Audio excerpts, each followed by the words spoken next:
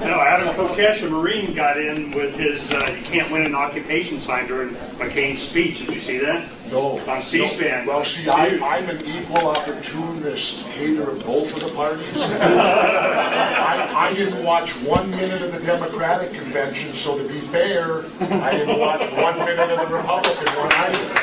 And then I had to laugh because all CNN and Fox wanted to talk to me about was the conventions. And I said, I didn't watch. Why do you want to talk to me? I wasn't there. Jesse, you need to meet Senator Ken Shepard. Hi, Ken. How are you? Nice to meet you. He sits next to me on the floor. We have a lot of fun together. I bet. There's a big push for us to get Karen Johnson to run for governor. What do you think of that idea? I think it's a terrific idea. We can bring Jesse to be chief of staff. In fact, better her than me. Then they're done that. She's welcome to it. Yeah, I'm all about Conspiracy nuts, as we're called now. I don't know. But to me, if they have that ability, why don't they show us all? It's plain striking. And yet they've confiscated them and they won't allow. Just like I can go all the way back to Kennedy. Did you know that today, even today, you are not allowed to see Lee Harvey Oswald's tax return from 1962 because of, quote, national security? Now, how could Lee Harvey Oswald's tax return of 1962 affect our national security? Well, I guess if he was collecting government checks, that would mean he was an employee of the government, wouldn't it? Well, they didn't tell us that, did they, about Lee Harvey Oswald, and he quite possibly could have been a government employee. one question I have.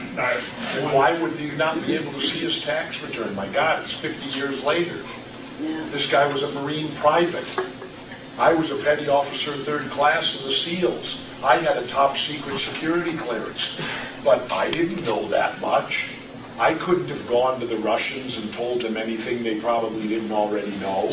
Why would we need to lock up everything about Lee Harvey Oswald, a Marine private, because of national security? Now, if Lee Harvey Oswald happened to be involved in a false defector program with the CIA, well, then there probably was security problems that you would have to lock up intelligence on him for. But how could a Marine private affect our national security in any way, shape, or form? Maybe a Marine general could, but certainly not a private. Sure. On your time of service here, you retired, you're surfer dude, man, having fun, I'm good. I don't need to be messing with it, I'm out of it. You went away for a while, and they're like, well, when are we going to get our Jesse fix, okay? Then here it comes. You write the book, Don't Start the Revolution Without Me. When did you start writing that? Why? And what do you hope the result will be? Well, first of all, let's back up to why I disappeared for 3 years. I came out of office, of course I shocked the status quo that I didn't seek re-election. Wait a minute, I want to get this on. And I clearly could have won. I had at one time the highest approval ratings of any Minnesota governor in history, 71 or 72%. But I don't put any credence into that, because you have to make hard decisions. And any time you make a hard decision, your approval ratings are going to start falling, because there are people that won't like it. And many people are one-issue people. Well, what happened to me when I didn't seek re-election, I was the hottest commodity out there. I was the voice of the independent. As Eleanor Cliff called me when I was teaching at Harvard, and I love this, she called me the high priest of the third party movement. I enjoy that. That's got a little wrestling. I like that title, the high priest of the third party movement, you know. That's what Eleanor called me out there. Well, what happened to me was this. When I left office, Fox, CNN, and MSNBC came courting me like no tomorrow. They were in a bidding war to see who could get me. MSNBC came in with the best deal. I signed with them a 3-year contract, which in the contract it gave them exclusivity. I could not do any other news shows. I could not do any cable or satellite shows, anything like that. I could write books, I could go on the radio, but I could do nothing on television because they paid me like a professional athlete. Well, they put the whole show together, And then about right before we were scheduled to go on, and I was supposed to have 5 nights a week, 8 o'clock at night, Monday through Friday. Right before, a phone call came to one of the underlings, and they said, is it true that Governor Ventura doesn't support the Iraq war? And the guys who answered said, yes, he doesn't support it. And they said, does New Jersey know about this? And the guy said, I don't know. And then the guy said, and this is a guy who had worked for me 4 years as governor too, who is now working on my show with me. And they said, is there any chance the governor would change his position on the Iraq war? The guy said, not likely. He said, he's the kind of guy, unless you can give him some real evidence to educate him that there's a better way, he's going to stick to his guns. I wasn't allowed on TV, ladies and gentlemen, because of my opposition to the Iraq war. If you recall, there was nobody on TV voicing any dissenting opinion. The only person that was Phil Donahue on MSNBC, and what happened? They pulled him. And get this, Phil Donahue was their highest rated show. Have you ever heard of a network pulling their highest rated marquee show? Never. That's a precedent. This never happens.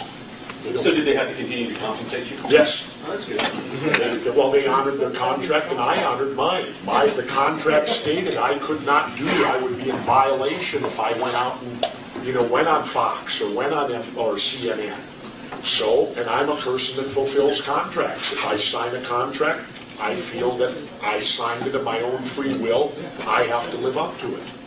And so they paid me all 3 years. They includingly paid Dee Woodard, who was my assistant, my personal secretary as governor. She stayed with me on the show. Well, I'm the star of the show. I need an assistant. She got paid for 3 years. Both of us were paid completely for 3 years. And I can happily say my home in Mexico, down in Mexico, they like to put names on their houses. And I almost named my house Casa MSNBC. I ended up naming it Casa El Hombre Rana. Anybody here speak Spanish? Yes, Rana. hombre is a man. House of a man. Rana, frog. House of the man frog. See, I've learned this in Mexico. We say the description first and then the object. In Mexico, they say the object first, then the description. So my house is House of the Man Frog, which for me would be Frog Man. So that I named my house Casa El Hombre Rana, which is House of the Man Frog. So then you get to the book. Well, then another unique thing happened. After I left office, that following November was the 40th anniversary of the killing of John Kennedy in Dallas. So I told my wife, I got to go down there. So I flew down there, and I booked myself at a hotel as close as I could to Dealey, and went down there for that anniversary. And I found it amazing. There were 10,000 people there that day at Dealey Plaza, the day. I was the only elected or former elected official there. I found that very peculiar. Why would no elected official go to Dallas to commemorate the 40th anniversary of the assassination of Jack Kennedy? So I got up to speak there, and I asked, where's the governor of Texas? The former governor of Minnesota is here. I would think the governor of Texas would show up. Not one elected official even there. Is it because our government is so ashamed of what happened that day that they don't want to even acknowledge it?